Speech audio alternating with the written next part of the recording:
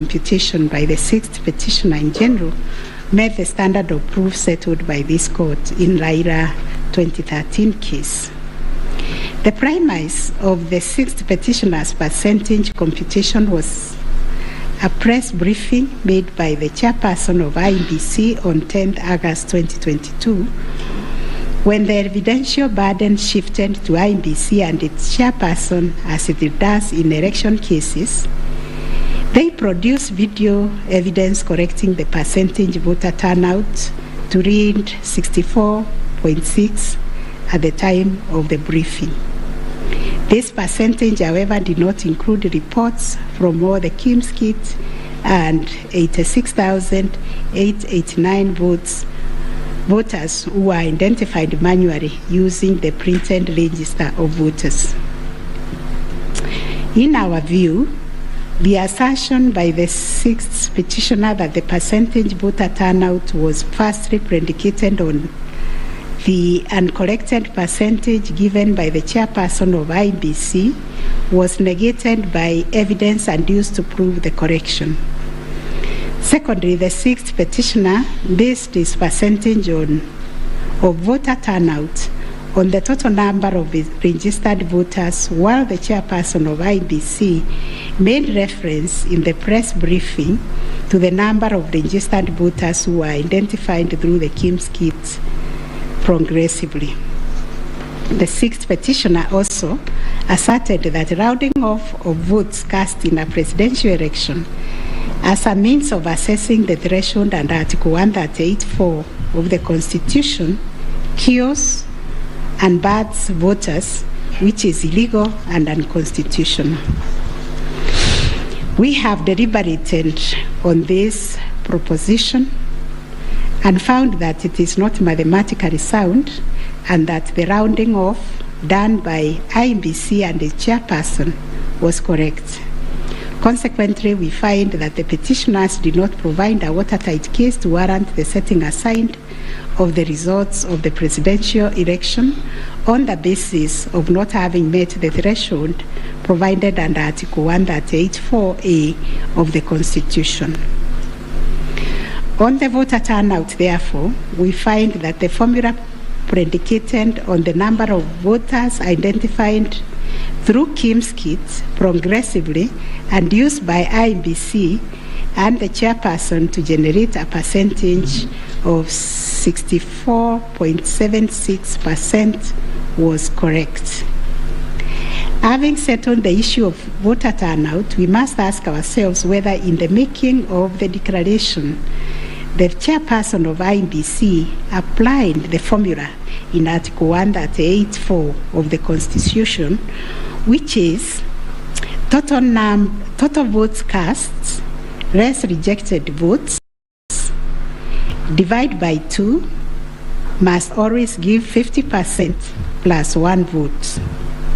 Given the numbers that were presented to us by IEBC and the chairperson, this would translate to 14,213,137 divided by 2 plus 1, which makes 7.106,569.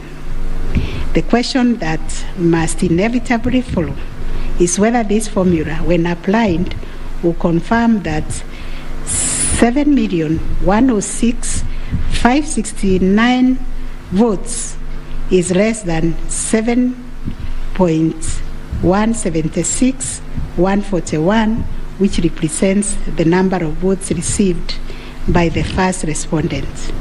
We find that it is, as such, on the basis of the foregoing formula and from the numbers provided by IEBC and its chairperson and the declaration by the chairperson of the president-elect on 15th August 2022, it is our finding that the declared president-elect attained 50% plus 1 of all the votes cast in accordance with Article 138(4) of the Constitution.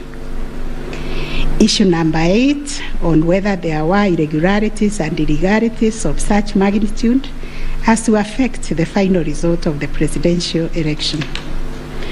Although the petitioners have provided numerous averments pointing to possible irregularities and illegalities marked by failure of technology, arranged voter suppression, printing and utilization of Book 2 of 2, EU preparation by the INBC and its chairperson, commission indiscretions, transposition anomalies, agent absence, and many others, we are of the view that the pointed illegalities and irregularities were not of such magnitude as to affect the final result of the presidential election.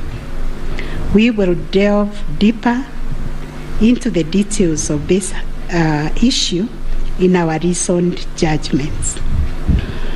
Last issue, what reliefs and orders can the court grant?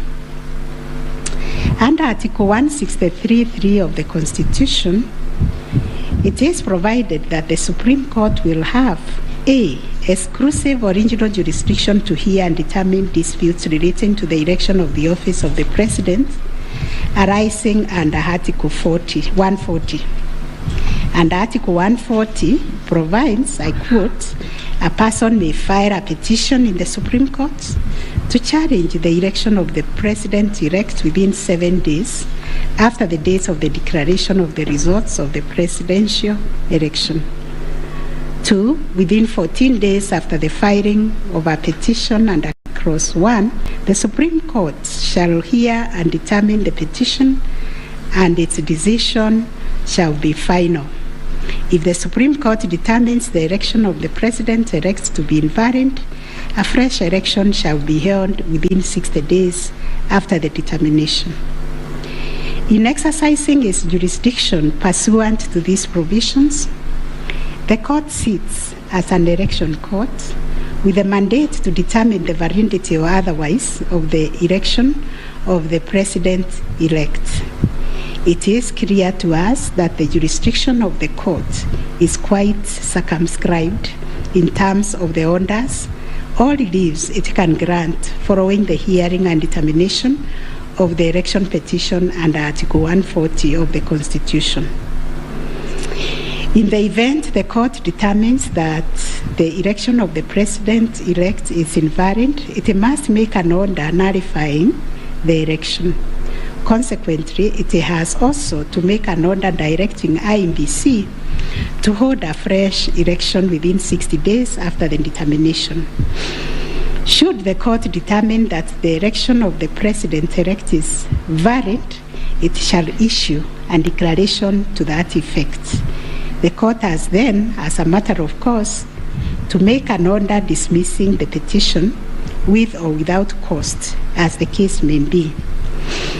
In the strict sense, therefore, these are the only orders that the court may make under the Constitution.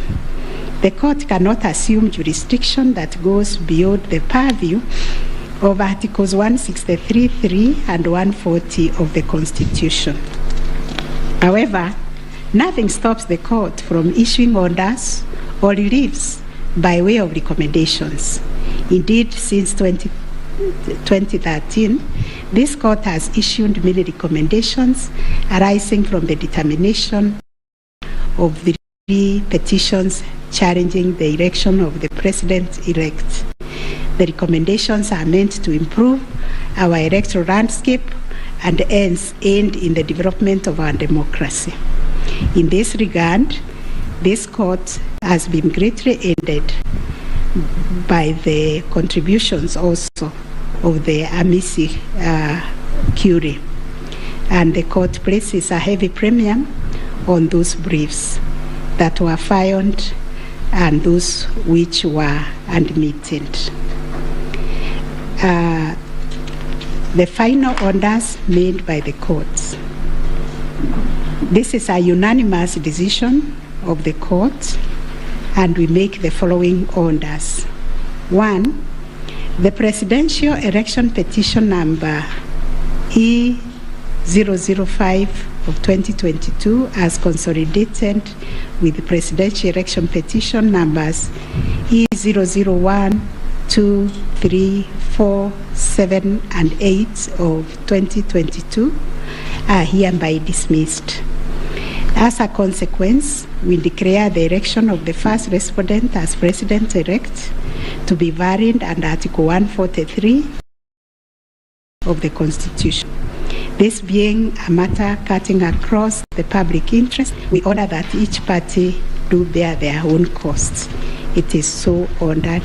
And finally, the court has asked me to also acknowledge, although we'll do it in the long draft, the enormous contribution made by counsel in these proceedings, and also the orderly way the counsel, all the advocates and parties conducted themselves.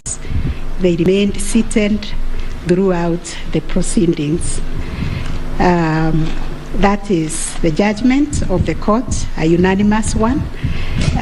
We shall issue a media summary to help the media summarize the case. I think that is all. Thank you very much for coming.